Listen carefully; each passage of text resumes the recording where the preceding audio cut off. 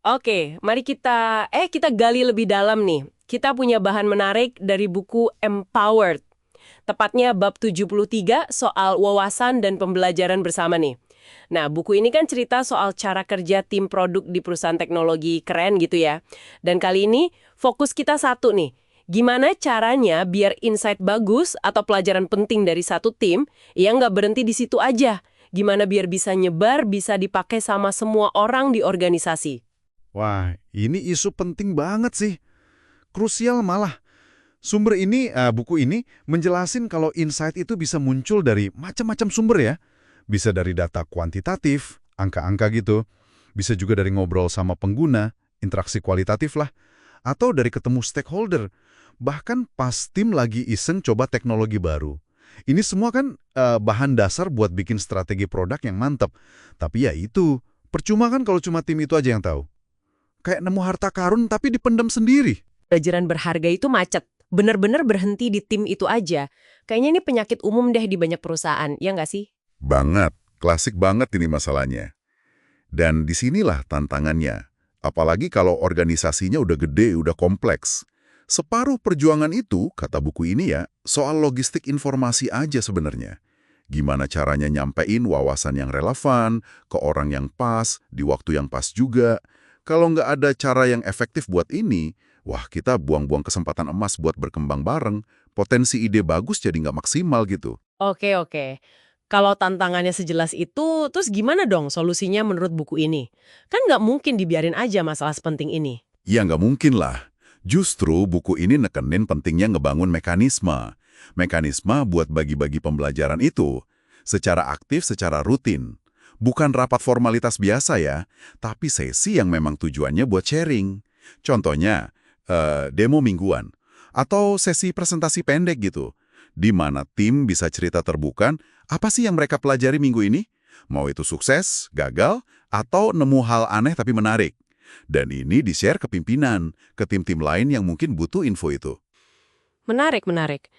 Jadi bukan cuma laporan progres kerjaan ya, tapi lebih ke ini loh yang kami pelajari. Ada tujuan spesifik nggak sih dari sesi sharing kayak gini menurut Empowered? Ada beberapa tujuan utamanya. Pertama ya buat bikin pinter seorganisasi lah gampangnya. Tim lain, stakeholder, jadi ikut dapat gambaran terbaru soal pengguna, pasar, atau teknologi, berdasarkan temuan real dari lapangan tiap minggu. Jadi kayak ngebangun semacam peta pengetahuan bareng-bareng gitu. Suka saya istilah peta pengetahuan bareng-bareng.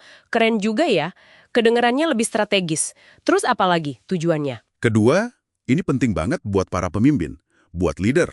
Sesi sharing ini mastiin mereka tuh dapat pemahaman yang benar-benar dalam soal wawasan kunci. Nggak cuma baca ringkasan di email atau status report doang. Buku ini bilang pemimpin itu perlu benar-benar paham konteksnya, nuansanya, biar keputusan strategisnya lebih mantep. Coba bayangin pemimpin bikin keputusan cuma dari summary satu paragraf. Beda kan rasanya? Wah, iya benar juga. Paham mendalam lawan tahu di permukaan aja. Ini bisa jadi pembeda besar nih kualitas keputusannya. Masih ada lagi tujuan lainnya? Ada.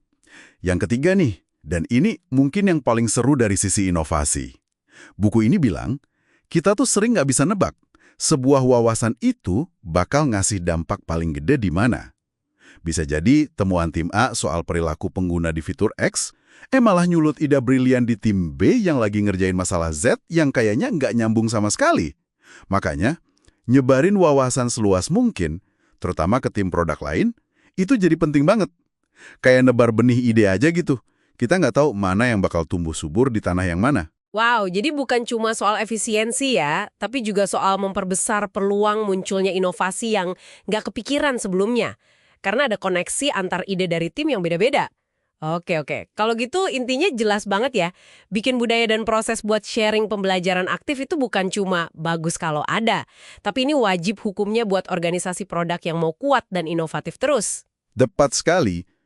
Ini bukan sekedar soal nambahin jadwal rapat atau presentasi ya. Lebih dalam lagi, ini soal ngubah mindset. Dari yang tadinya pengetahuan itu kekuatan gua, jadi pengetahuan bareng-bareng itu kekuatan kita. Gimana caranya kita ngubah wawasan-wawasan kecil yang mencar-mencar jadi satu kecerdasan kolektif, yang terus tumbuh dan punya efek berlipat ganda. Transformasi ya, dari silo-silo pengetahuan jadi semacam ekosistem pembelajaran gitu. Kuat banget pesannya. Nah, sebagai penutup nih buat diskusi kita kali ini, mungkin ada satu pertanyaan yang bisa Anda bawa pulang, Anda renungkan. Coba deh, lihat di lingkungan kerja Anda sekarang. Udah ada belum cara yang efektif buat mastiin pembelajaran berharga itu nggak kekunci di satu tim aja? Kalau belum, kira-kira apa ya satu langkah kecil aja, mungkin kebiasaan baru atau format meeting simple yang bisa Anda mulai coba terapkan, supaya aliran wawasan ini bisa lebih bebas ngalir, bisa ngasih inspirasi, dan bisa micu aksi nyata di seluruh penjuru organisasi Anda.